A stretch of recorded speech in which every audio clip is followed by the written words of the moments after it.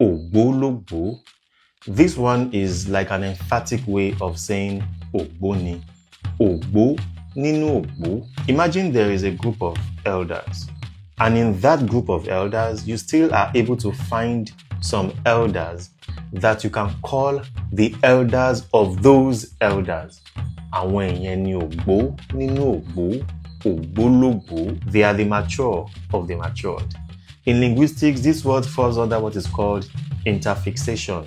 Just as we have prefix at the beginning, suffix at the end, there is also interfix in the middle. The lo in that word is the interfix. And more examples of words like that include iyekiye, owokowo, arambara, and what have you. So that is the etymological breakdown of the word ògbólógbòó. It can be used for anybody you consider highly qualified, an expert.